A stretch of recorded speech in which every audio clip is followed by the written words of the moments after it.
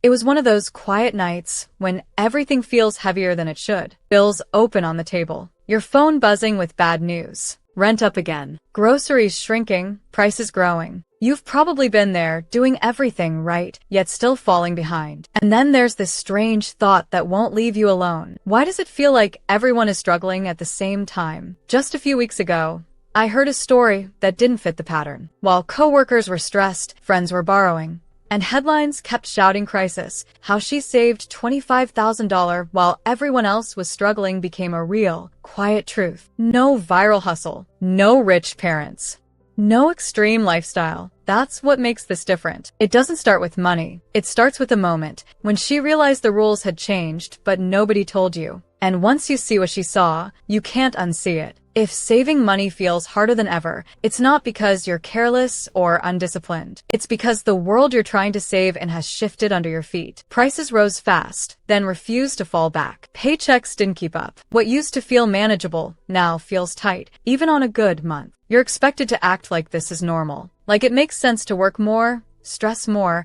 and still watch your balance hover near zero. Everywhere you look, spending is encouraged and patience is punished. Buy now, pay later, upgrade today, worry tomorrow. Even rest has become something you're supposed to earn. A decade ago, saving was about cutting back. Today, cutting back often just means falling behind more slowly. That's the frustrating part no one wants to admit. The old advice doesn't land anymore because it was built for a different economy, one with breathing room. So when you wonder, why can't I get ahead like people used to? The honest answer is this: you're not failing at money. You're trying to survive in a system that quietly trained you to spend first and save only if something is left. She wasn't famous. She didn't work in finance. There was nothing about her life that screamed money expert. Average income, normal job, the kind of person you'd pass every day without a second glance. That's important because her story only works if you can see yourself in it. She rented, not owned. She checked her bank app more than she wanted to admit. Some months were fine. Others felt like a quiet scramble. The stress didn't come from luxury spending. It came from feeling stuck, like effort and progress had stopped talking to each other. The shift didn't happen after a promotion or a big win. It happened on a boring weekday, staring at numbers that refused to move. That's when she noticed something most people miss. The problem wasn't that she was bad with money. It was that she was playing by rules that no longer made sense. She didn't become smarter overnight. She just became aware, and that awareness changed everything. What she asked that most people don't. Most people, when money feels tight, ask the same questions. How do I budget better? What can I cut? How do I make more? She asked none of those. Not because they were wrong, but because they felt exhausting. She was tired of fighting her own life. Instead, she paused and asked a quieter question, one that felt almost uncomfortable at first. Where is my money going without actually improving my life? Not where it was going on paper, but where it was going emotionally. What expenses promised relief, happiness,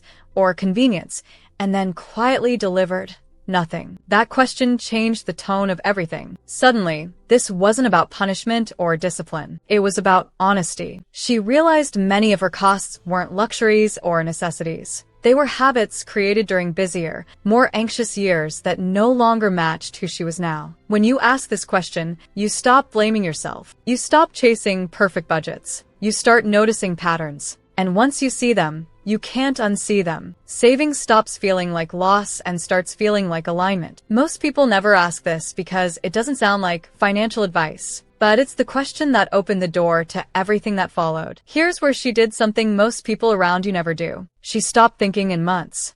Not because monthly budgets are wrong, but because they quietly lie. A month can hide a lot of waste. It resets too fast. You overspend, promise to fix it next month, and the cycle restarts before you ever feel the damage. She zoomed out and began looking at her life in 12-month decisions. Not dramatic changes, just honest ones. If something stayed in her life for a full year, it had to earn its place. Subscriptions, convenience spending, temporary upgrades, little comforts added during stressful times. All of them went under the same question. Would I still pay for this a year from now if I had to decide all at once? This wasn't about cutting joy. It was about exposing autopilot. Many of her expenses weren't expensive individually, but they were permanent. They stayed when the stress that created them was gone. When she did the math across a year, The numbers felt different, heavier, more real. This shift did something powerful. It removed emotion from the moment of spending and placed it at the decision point. She wasn't constantly saying no. She was choosing once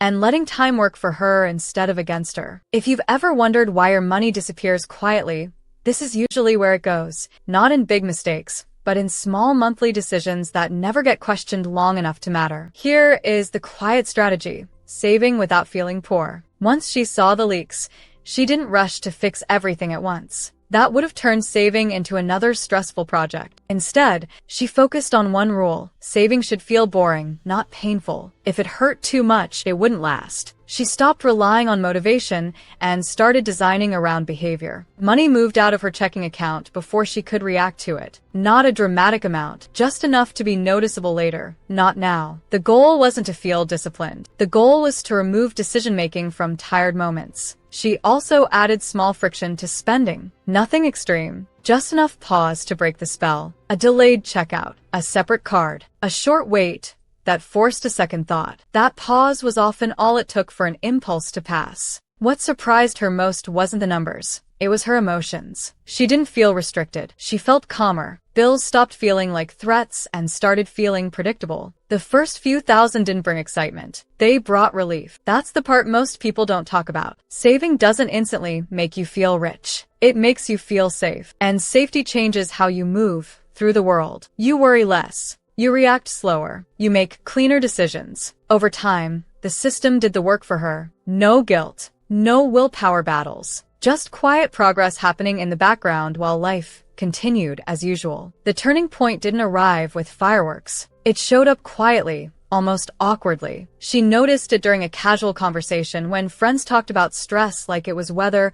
constant, unavoidable. Credit cards creeping up. Emergency plans that were really just hopes. Later that night, she opened her savings and paused. The number wasn't shocking, but it was solid. Real. For the first time in a long while, the future didn't feel like a question mark. There was space between her and the next problem. That's when she understood the gap. Not an income gap, not a lifestyle gap, a reaction gap. While others were forced to respond to every surprise, she had time. Time to think. Time to choose. Money didn't make her confident overnight, but it changed her breathing. And once you experience that kind of calm, it's hard to go back. You realize the real advantage isn't having more, it's needing less urgency. The truth is, there was no single moment where $25,000 suddenly appeared. No big win. No dramatic sacrifice. It happened the least exciting way possible. Slowly, quietly, almost unnoticed. Month after month, the system kept working even when motivation didn't. Some months, she saved more. Some months, barely anything. What mattered was that the leaks stayed closed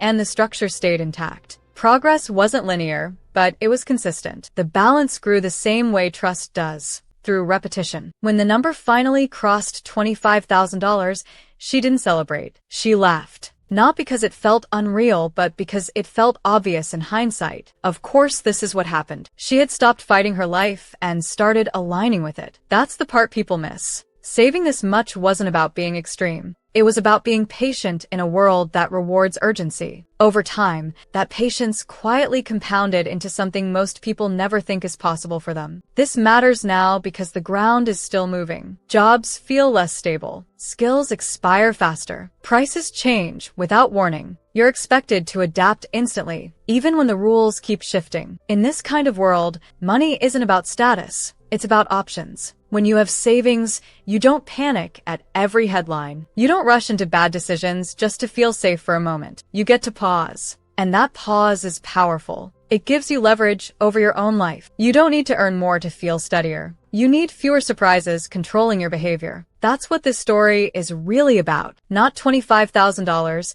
but the space it creates between you and pressure. If you felt like you're always reacting instead of choosing, this is your reminder. Stability is still possible, even now. Not by doing everything perfectly, but by seeing your money clearly and letting calm replace urgency, one decision at a time. You don't need to become someone new to do this. You don't need perfect timing or a flawless plan. The next year will pass whether you act or not. The question is who you'll be when it does. Maybe you won't save $25,000. Maybe you will. But what matters more is this: choosing calm over chaos, clarity over noise, and patience in a world that keeps telling you to hurry. That choice, made quietly and consistently, is how everything begins to change. Now, if you want to learn how to achieve financial success, then watch this video next.